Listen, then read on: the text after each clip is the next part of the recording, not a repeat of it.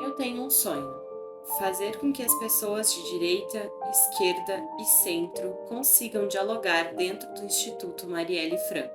Porque a principal dificuldade hoje é fazer com que entendam que não é ideologia política, não é partido, não é isso.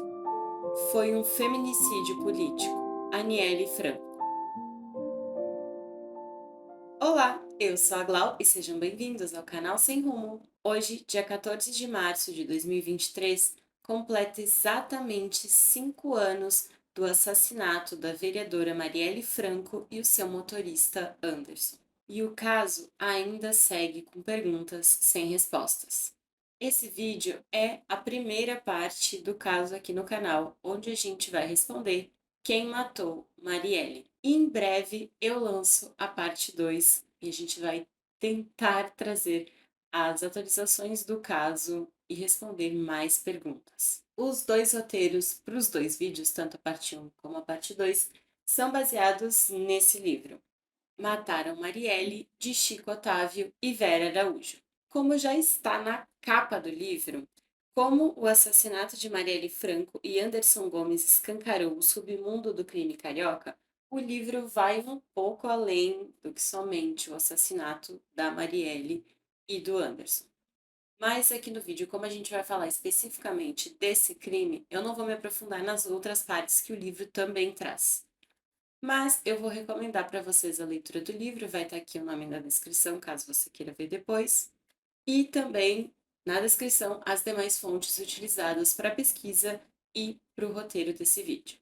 Antes da gente ir para o caso, um último recado. Vou implorar aqui para você deixar o seu like, se inscrever aqui no canal e compartilhar esse vídeo com alguém.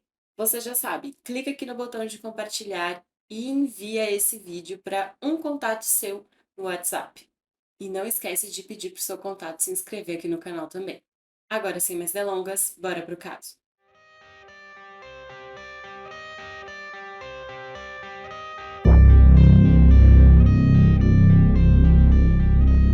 Marielle Francisco da Silva, mais conhecida como Marielle Franco, foi criada com a sua família na Maré, no Rio de Janeiro. Ali ela cresceu com a mãe Marinete da Silva. Paraibana formada em Direito, casou-se com seu pai, o carioca Antônio Francisco da Silva Neto, o Toinho, que trabalhava como pedreiro na construção civil.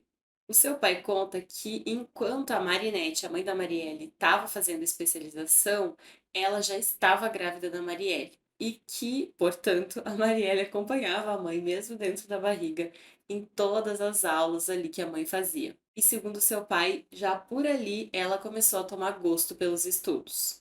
5 anos depois, a Marielle ganhou uma irmãzinha, a Aniele Franco, que atualmente é a ministra da Igualdade Racial. Com o esforço e exemplo dos pais, as duas conseguiram se formar no ensino superior. A Marielle fez Ciências Sociais pela PUC e a Aniele Letras em Inglês pela UERJ. Aos 19 anos, a Marielle deu à luz a sua filha Luiara Santos, fruto do seu primeiro casamento, do qual ela acabou se separando um tempo depois.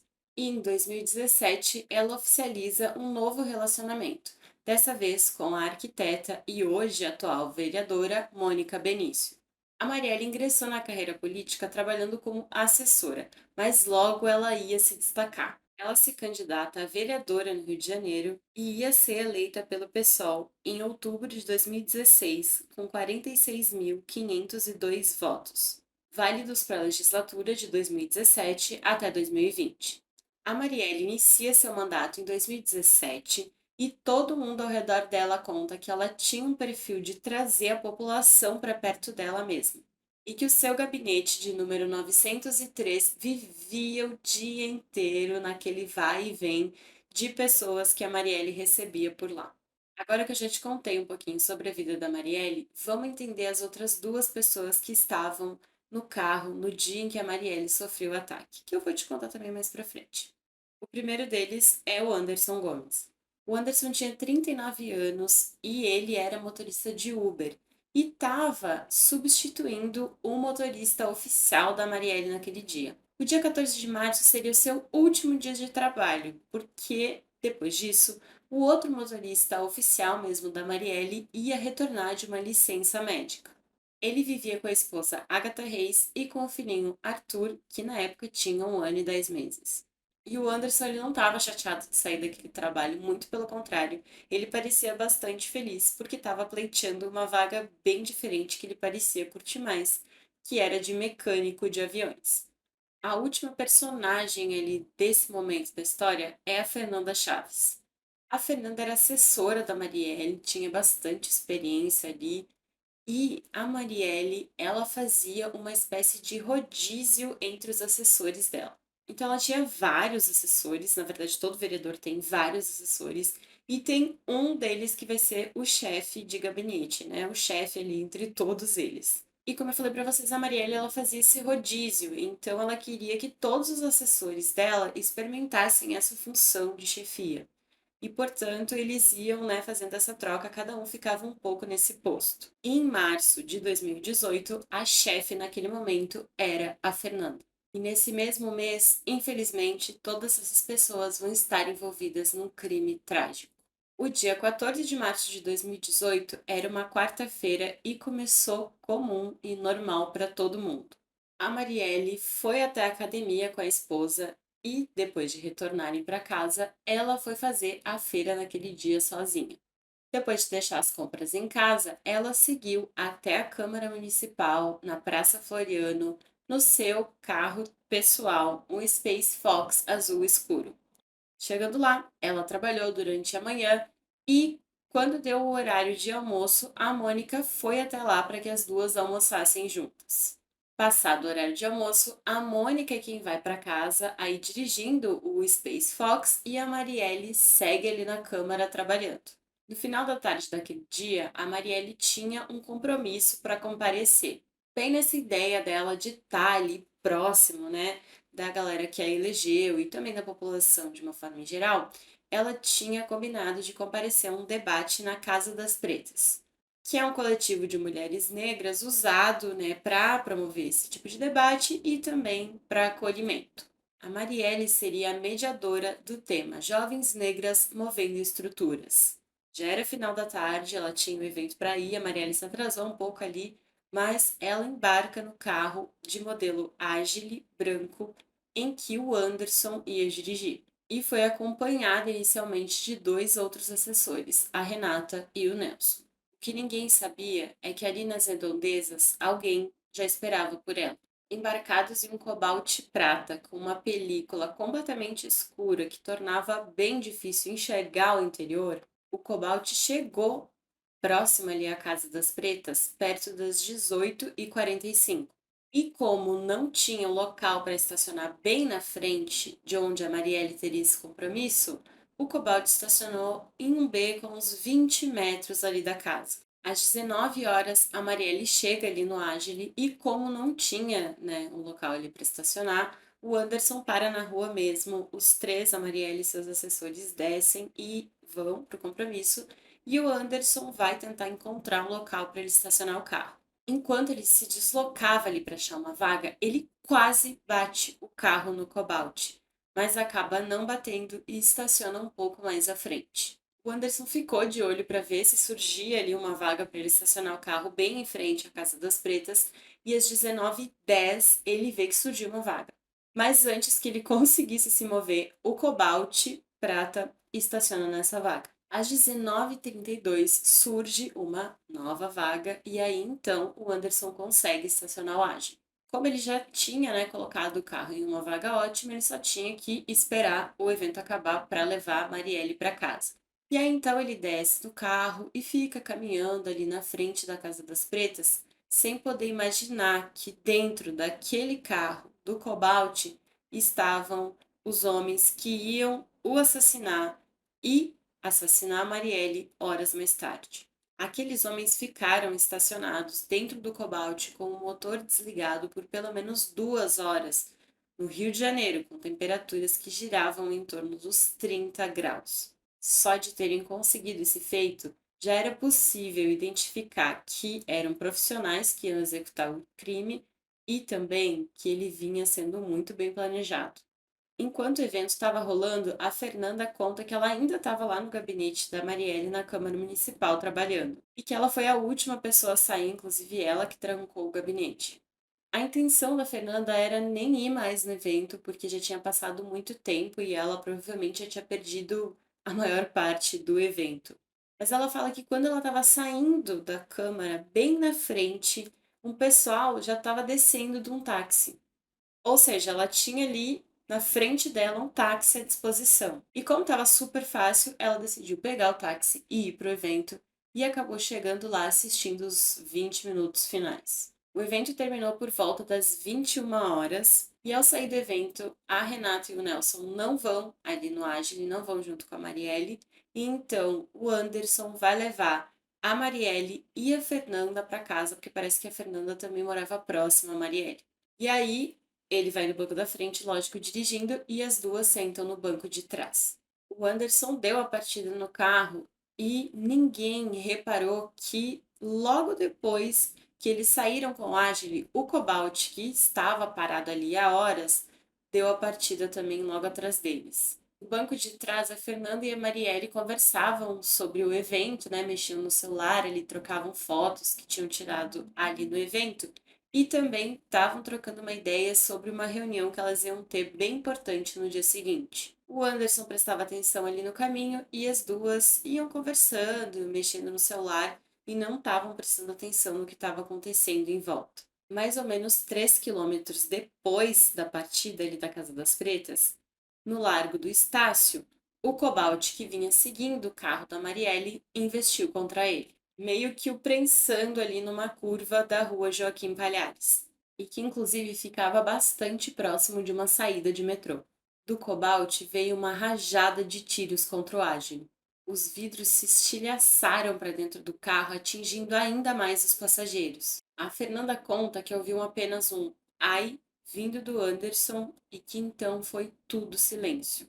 Ela reparou que os braços do Anderson caíram do volante, mas o carro continuava em movimento. Então a Fernanda teve que pular para frente para tirar a perna do Anderson do acelerador, segurar o volante e puxar o freio de mão até que finalmente o carro parasse. A Fernanda saiu do carro coberta de sangue, mesmo que ela não tivesse sido atingida por nenhuma bala. O sangue não era dela. Mesmo que a Fernanda não quisesse acreditar, a Marielle e o Anderson tinham sido atingidos e faleceram imediatamente. A Fernanda narra que os primeiros policiais que chegaram na cena do crime foram bastante ríspidos com ela, que ela estava em choque, completamente assustada, totalmente desnorteada com o que tinha acontecido e que ela não recebeu o acolhimento que esperava. Ela conta, inclusive, que essa mesma equipe ia dispensando as pessoas que estavam ali, testemunhas oculares do crime. Essas pessoas que seriam testemunhas importantes eram mandadas embora para casa pela polícia. Uma grande falha nesse caso. A moça testemunha que foi a primeira pessoa que ligou para a polícia para informar do crime, inclusive ela ficou um tempo ali na calçada observando a movimentação. Mas ela também foi dispensada pelos policiais que inclusive questionaram o que ela estava fazendo com 3 crianças àquela hora da noite na rua. Ela conta que chegou a ligar para o marido para pedir ali uma segunda opinião do que ela deveria fazer. Mas ao informar o marido que quem estava no carro era uma vereadora, ele a instruiu a ir embora imediatamente e não falar com ninguém. E foi isso que ela fez. Mesmo a Fernanda não foi encaminhada para a delegacia. Dali, ela foi para casa. E só horas depois de estar em casa é que ela é chamada para a delegacia para dar seu depoimento. Depois disso, por ter sofrido esse atentado e ser a única sobrevivente, ela é aconselhada a deixar o país pela sua segurança. E é isso que ela faz. A Fernanda ainda sente o trauma de tudo que ela viveu, mas a tristeza maior talvez seja não ter tido a chance de se despedir da sua amiga Marielle. Marielle foi enterrada no cemitério São Francisco Xavier, zona portuária do Rio, e Anderson no cemitério de Inhaúma, na zona norte. O caso explodiu na mídia muito rapidamente.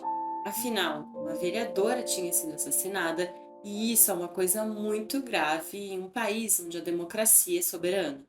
As investigações tinham que começar logo.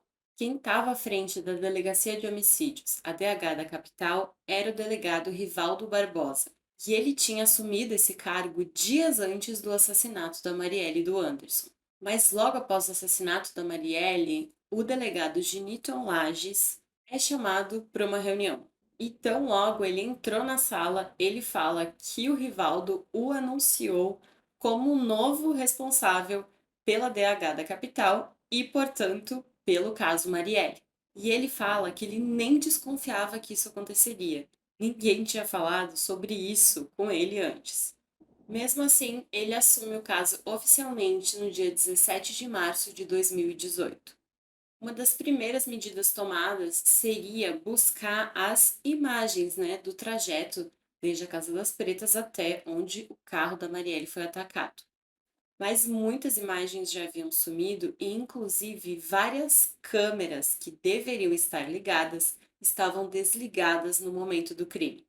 E mesmo as imagens que foram recuperadas, houve certa demora da polícia em fazer isso, visto que várias delas já tinham até sido divulgadas pela imprensa. Outro erro inicial ali da investigação se deu já no início que eu contei para vocês, com os policiais dispensando as pessoas que seriam testemunhas oculares do crime e a dificuldade mesmo dos próprios investigadores de chegar em outras testemunhas que poderiam ser contatadas.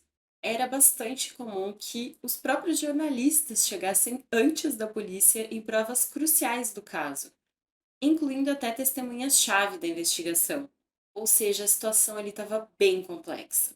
O próprio delegado fala que o caso se mostrou mais complexo do que ele e a equipe de investigação imaginavam, e que a expectativa de apresentar respostas rápidas logo foi quebrada. De toda forma, a equipe chegou a alguns elementos importantes ali na investigação e eu vou citar alguns deles aqui, não necessariamente em ordem cronológica.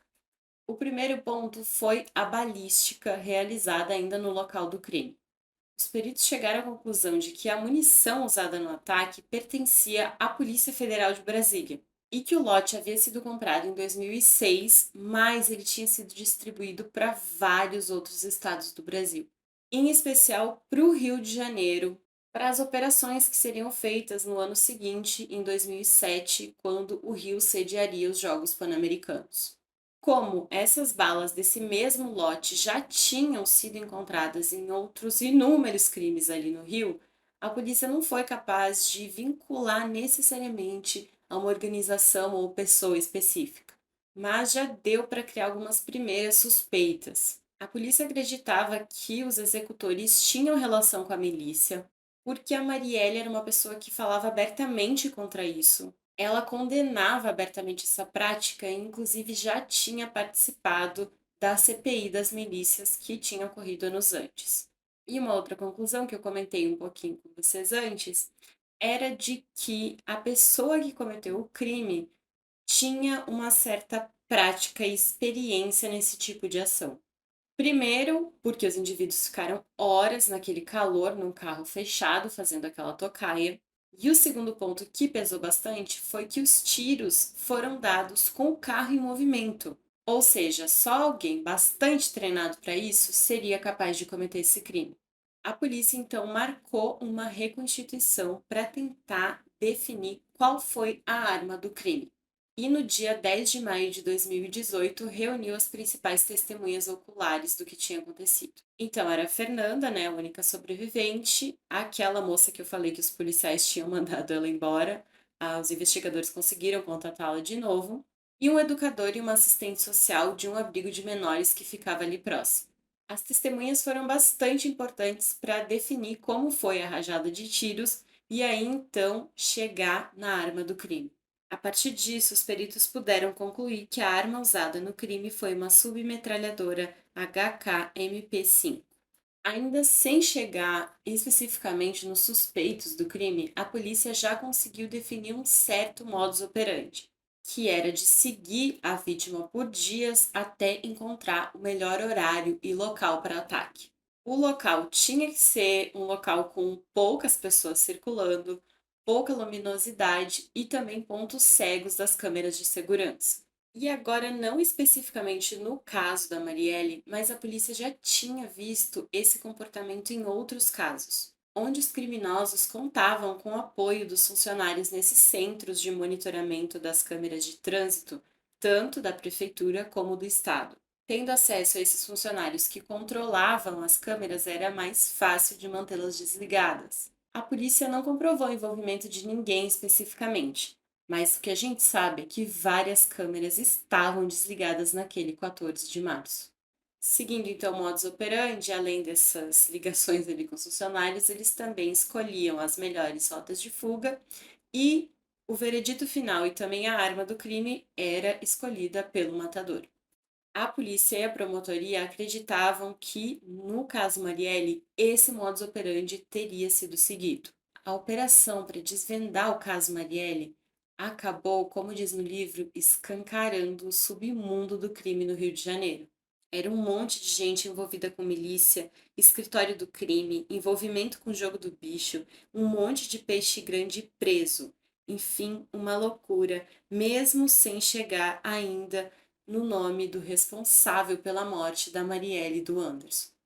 Essa conclusão de que seria alguém dentro desse submundo foi o que deu o start para a primeira ação da polícia. A polícia, a polícia decidiu que ia chamar todo mundo que eles conheciam que estava envolvido nesse submundo aí do crime, com milícias, especialmente fazendo segurança para bicheiro e executando, né, os desafetos de todos os lados possíveis. Em outras palavras, matadores de aluguel mesmo e, dentro disso tudo, vários ex-policiais envolvidos com milícias e com o tráfico. Em agosto de 2018, a polícia começa a chamar todos esses caras peixe grande para perguntar para eles em depoimento o que faziam no dia 14 de março. O delegado declarou o seguinte, eu vou ler aqui para falar exatamente as palavras dele. Chamamos os caras para o problema e eles entenderam o recado. Todos se sentaram lá para depor. Se o submundo não abrisse o bico sobre a morte da Marielle, todo mundo ia se Os negócios escusos de cada um seriam prejudicados. Era um blefe, mas funcionou. Mais de 200 pessoas foram chamadas para depor. E dentre essas 200 se espalharam essa conversa e essa história para todo o resto da galera de que a polícia ia começar a interferir nos negócios que a galera fazia ali legalmente caso alguém não abrisse o bico aí sobre o caso Marielle. Então, no dia 15 de outubro de 2018, a polícia recebe uma ligação anônima. Na ligação, a pessoa dizia: quem matou a Marielle foi o Lessa. Há uma segunda versão de como o delegado chegou nessa informação também. Pode ser que ele tenha um contato com policiais que tenham ali uma boa passagem dentro desse submundo e que tenham jogado essa informação para ele e ele divulgou como se fosse uma denúncia anônima para não comprometer ninguém. Mas isso é só uma especulação, né? O que se sabe é essa denúncia aí anônima. De toda maneira, a polícia agora tinha um nome. Rony Lessa iniciou a sua carreira cumprindo o serviço militar obrigatório em 1988. Em 1991, ele entra para a Polícia Militar do Rio de Janeiro. Em 93, ele entrou para o BOPE, onde permaneceu até 1997. Ele sai do BOPE e trabalha em vários batalhões da PM, até que em 2003 ele é emprestado para a Polícia Civil. Parece que era uma prática bastante comum que os policiais militares fossem emprestados para a Polícia Civil nessas divisões especializadas. Então, eles seguiam sendo policiais militares, mas iam, na verdade, atuar nas operações da Polícia Civil a partir daquele momento. E é trabalhando ali na rua mesmo para a Polícia Civil que ele acaba entrando em contato com os traficantes e também por ser um policial bastante truculento, ele ganha fama e essa fama chega nos ouvidos dos bicheiros. E é assim que ele inicia seus trabalhos escusos ali. Então, enquanto ele estava trabalhando para a Polícia Civil, ele também começava a fazer segurança dos bicheiros, a atuar ali com milícias, tráfico, ser matador de aluguel, enfim, todas essas coisas aí. Ele seguia essa vida paralela até que em 2009 ele sofreu um atentado. Um artefato explodiu no carro onde ele estava e ele teve que ter a sua perna amputada. Depois disso, ele passou a fazer uso de uma prótese. Mas ele não ia desistir de seguir matando pessoas. Então, como ele já não conseguia mais se locomover direito, ele começou a se especializar, entre milhões de aspas, a dar tiro sentado em carros em movimento, chamado de tiro embarcado, que foi o que a gente viu acontecer no caso da Marielle. Em 2011, acontece o fim desses empréstimos aí da PM para a Polícia Civil. E os policiais emprestados deveriam retornar normalmente aos seus batalhões. Mas parece que a maioria deles tinha uma vida um pouco melhor ali na Polícia Civil e não queria retornar para a PM, o que fez com que muitos deles entrassem para esse mundo ilegal definitivamente. Basicamente, iam usar as habilidades aprendidas no treinamento fornecido pelo Estado para proteger a população de uma forma geral, para, na verdade, fazer proteção e segurança para bicheiro e virar matador de aluguel. E fora envolvimento com milícia e tráfico e entre outras coisas aí. Mas a ligação anônima ia mais além. Além de dar um nome, dava uma outra informação que conectava o crime ao Lessa. Na denúncia, a pessoa falava que tinha visto o Cobalt, o mesmo carro, saindo por volta das 17h30 da tarde, no final da tarde, da região do Quebra-Mar, ali no Rio de Janeiro. E essa região era muito frequentada pelo Rony Lessa. Ele vivia nos bares por lá e todo mundo já conhecia ele por ali. Mas não era só ele que frequentava aquela região. Ele tinha um outro amigo bastante próximo e que logo ia ser envolvido no caso também. Elcio Vieira de Queiroz também era policial militar, apesar de que ele não conheceu o Lessa dentro da PM.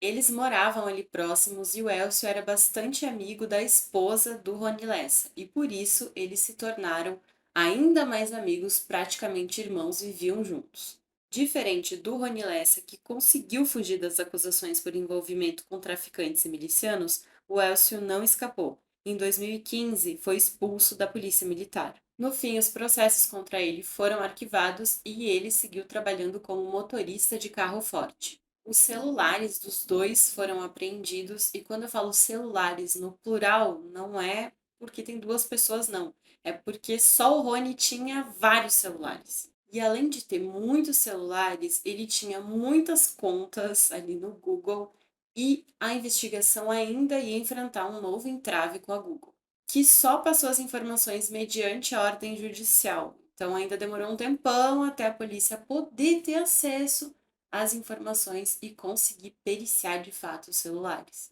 Mas assim que a perícia foi concluída, tinha informações assim bastante fortes de que os dois atuaram contra a Marielle e o Anderson. Assim que se iniciou a perícia, já foi possível datar inclusive quando o Lessa começou o planejamento do crime. Tudo indicava que foi em novembro de 2017, mas que a Marielle nem foi o seu primeiro alvo. Ele chegou a pesquisar vários outros nomes que atuavam também na defesa dos direitos humanos e inclusive pesquisou até o nome da cantora Isa. Mas no início de março de 2018 já estava definido que o alvo era a Marielle, porque o Lessa teria desenhado no Google Maps todos os locais que a Marielle frequentava. E possivelmente tendo o alvo definido é que ele convida o Elcio para ser o motorista no crime. Outra coisa que pesou bastante foi o comportamento dos dois ali no mundo virtual no dia dos fatos. Eles dois tinham um comportamento de mexer muito no celular, de ficar o tempo inteiro na internet fazendo várias pesquisas. Mas no dia do crime, esse comportamento mudou. O Lessa ficou ativo até as 16h30 do dia 14, retornando apenas no dia 16 de março. Já o Elcio costumava sair do trabalho no início da tarde e ir direto para casa todos os dias. Mas nesse dia ele saiu do trabalho e foi para a casa do Rony Lessa, no condomínio Vivendas da Barra, na Barra da Tijuca, e cessou o uso do celular por volta das 14h40. No momento do crime, o sinal dos celulares dos dois aparecem na casa do Rony Lessa. E a polícia acredita que, logicamente, eles deixaram os celulares lá para não, denotar especificamente o local onde eles estavam. E os sinais dos celulares dos dois reaparecem novamente na madrugada seguinte, em um bar lá na região do Quebra-Mar que os dois frequentavam muito. Um outro fato encontrado no celular do Rony Lessa é uma foto onde ele aparece com uma espécie de luva que cobria o braço inteiro dele. E uma testemunha ocular afirmou ter visto esse mesmo artefato no braço do atirador quando colocou o braço para fora para disparar os tiros contra o carro da Marielle. E por último, imagens feitas de uma câmera próxima à Casa das Pretas flagrou uma certa movimentação do atirador dentro do carro. O atirador estava no banco de trás do carro e demonstrava grande dificuldade de se locomover do lado esquerdo para o lado direito, que fazia sentido com o Lessa, pelo fato de ele não ter uma perna e usar uma prótese que dificultava a sua locomoção, além das imagens revelarem parte da compleição física que se assemelhava muito à do Les. Sendo assim, no dia 24 de janeiro de 2019, os dois são chamados para depor. Os dois deram depoimento e desconversaram totalmente, falaram que não sabiam, não lembravam o que tinham feito no dia 14 de março. Eles são chamados para depor novamente no dia 1º de fevereiro de 2019 e de novo dizem que não sabiam o que tinham feito, não lembravam e especialmente não lembravam do que tinham feito do final da tarde para frente, que era o momento exato do crime. De toda forma, analisando todas as evidências que a polícia já tinha, eles decidem pedir a prisão preventiva dos dois no dia 12 de março de 2019. Os dois são presos e a polícia decide nesse mesmo dia ir até um imóvel que pertencia ao Lessa. Mas infelizmente chegam tarde demais. Mas pelo menos dessa vez com tempo suficiente para descobrir através das câmeras de segurança o que tinha acontecido horas mais cedo. José Márcio Mantovano, amigo de Lessa, é visto nas imagens carregando uma caixa que parecia estar bastante pesada para fora do apartamento e ia em direção a um carro onde já estava um outro amigo do Lessa, o professor de artes marciais Jaca. E eu não sei se eu estou pronunciando esse nome certo, acho que é um apelido, né? Mas é isso aí. A polícia acredita que dentro dessa caixa deviam ter armas, incluindo aquela usada para assassinar a Marielle e o Anderson. Uma outra testemunha contou que naquele mesmo mês viu dois homens, com a descrição bastante parecida com os dois, carregando uma caixa que também se assemelhava muito com aquela que a polícia viu nas imagens, perto ali da região do quebra-mar e alugando uma lancha. A polícia então identifica o barqueiro que pilotou a lancha para os dois e ele dá um depoimento, falando que viu 6 fuzis dentro da caixa e que tudo foi descartado no mar na altura das Ilhas Tijucas, na Barra da Tijuca. A polícia chegou a fazer buscas com mergulhadores que até conseguiriam visualizar determinados volumes no fundo do mar. Mas a profundidade era muito grande e não tinha como chegar até lá, então a polícia desistiu das buscas. No dia 12 de março de 2019, dia da prisão do Rony Lessa e do Elcio, a polícia encerraria oficialmente a primeira fase da investigação, porque afinal respondia à primeira pergunta importante e trazia à tona a resposta pela qual toda a sociedade clamava fervorosamente: quem matou Marielle? Mas ainda tinha uma pergunta muito importante a ser respondida: quem mandou matar Marielle? E é sobre essa pergunta que a gente vai conversar na parte 2 desse vídeo. Antes de sair, se inscreve aqui no canal e ativa o sininho, porque assim que sair a parte 2 desse vídeo, você vai ser notificado. Deixa o like, porque isso ajuda o YouTube a compreender que esse vídeo é relevante e recomendá-lo para mais pessoas. E você já sabe, você mesmo já tem a missão de recomendar para alguém. A gente se vê em breve com a segunda parte do caso Marielle. É isso, e tchau!